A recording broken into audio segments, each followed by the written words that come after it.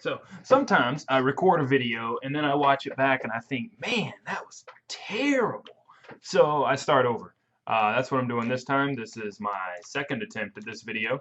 Also, I want to say that it doesn't always tell me when it's recording. So if there's like a 3 or 4 second glitch at the beginning of the video where I look like I don't really know what I'm doing, it's because I don't know if I'm recording or not and I'm waiting.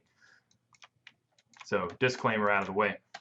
What you should have after watching the first video, and you don't have to do this before you watch this video, maybe you did, but what you should start off with is a kind of a terrain shape that looks pretty much more or less like this.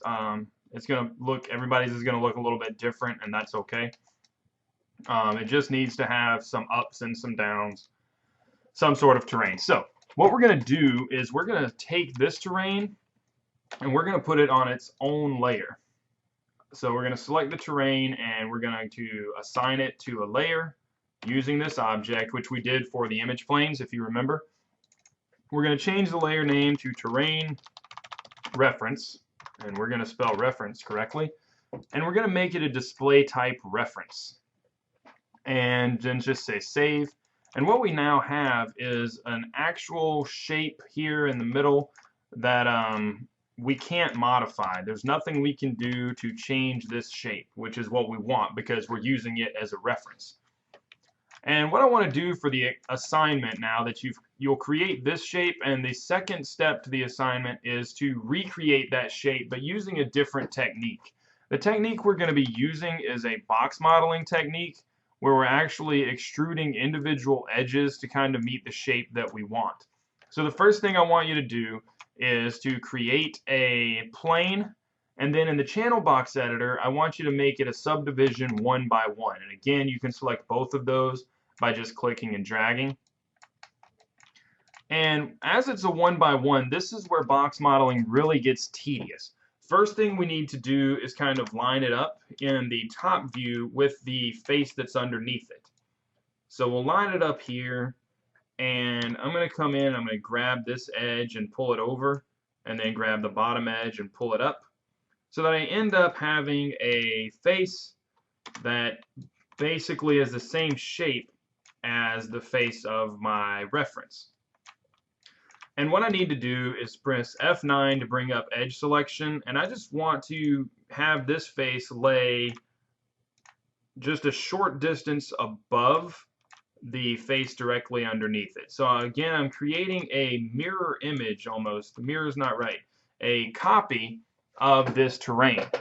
And this isn't necessarily anything like the final product that we're making isn't going to be anything useful, but the technique that we're using to get to it is a technique we're going to use for modeling the car, and I really want you to be familiar with the technique before we start modeling the car, because it's hard enough technique to learn, and learning it with the contour of a car that's a lot more difficult is going to be hard enough.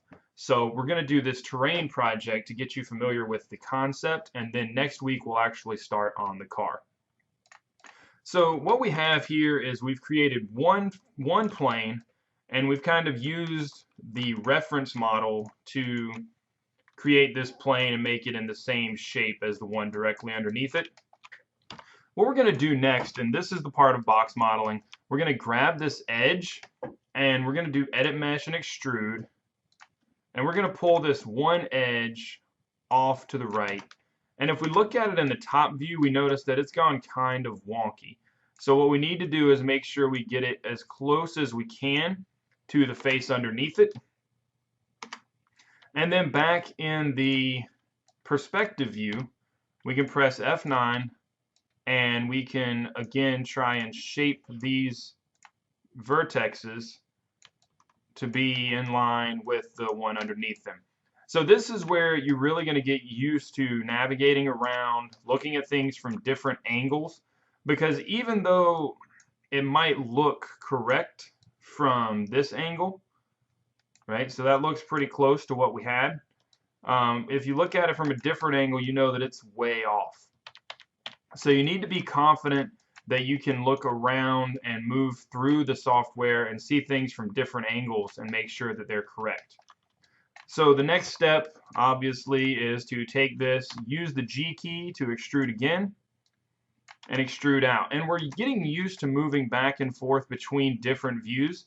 So we're coming to the top view again, we're lining it up in the top view, but then we're coming back to the perspective view and then modifying everything individually in the perspective view to kind of make sure that we're getting it in the right place.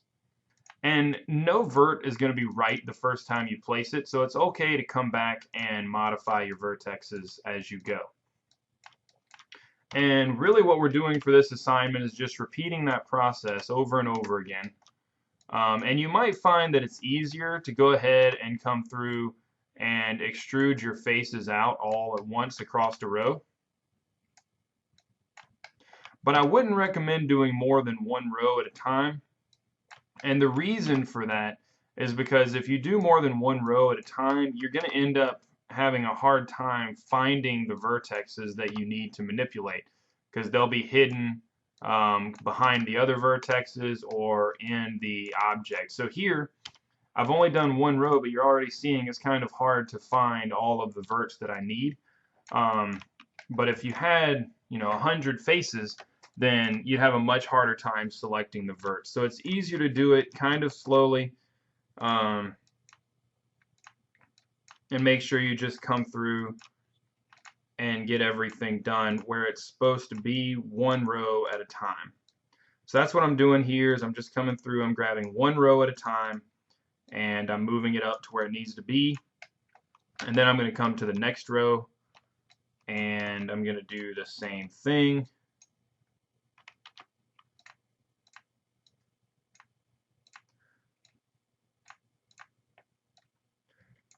Now you notice it's pretty tedious to come through and actually select every individual vertex. So Maya's created a little bit easier way to do that for us. And I'm going to demonstrate that by selecting the edge loop. I'm using the edge tool, F10. I'm going to select this edge. I'm going to hold down Shift, and I'm going to double click this edge over here, just like we saw in the last video. That allows us to select an edge loop. And then I'm going to extrude this loop. And you'll notice right away when I try to extrude it, everything goes kind of crazy. So once you hit the extrude tool, you need to select this power button. And what the power button does is it sets us to a world scale so that everything moves in the same direction.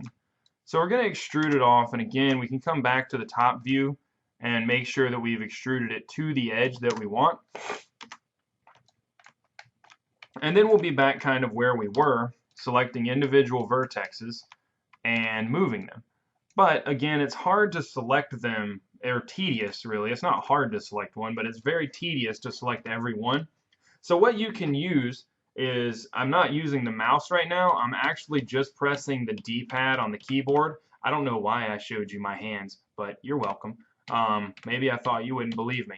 But I'm just pressing the arrow keys on the keyboard, and it's letting me navigate around through all of these vertexes. And that's going to make it a lot faster. So now instead of having to select every vertex with the mouse, all I have to do is highlight the vertex, move it, highlight, move it, using the arrow keys, highlight the vertex, move, move. And I can keep that process up. So remember, what we're trying to do is make sure that everything is in line with the vertex underneath them.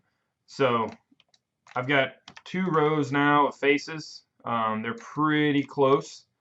But for you guys, I don't want to make a 45-minute video where I go through and create all of these faces. But for you guys, what I want you to do is come through and create a second terrain that mirrors your first terrain that's on a reference level. Don't cheat by coming through just for yourself. You can extrude this off, and then using the snap tool, you could snap it to the vertex, but I don't recommend doing that, because what we're trying to do is learn the process. And when we're modeling the cars, we're not going to have an actual reference like this to snap to. So I really need you to get comfortable doing the process and try not to cheat yourself. So that's the videos for this week. Again, I just need you to make a soft select terrain and then extrude the faces of a secondary terrain over it. Thanks, guys.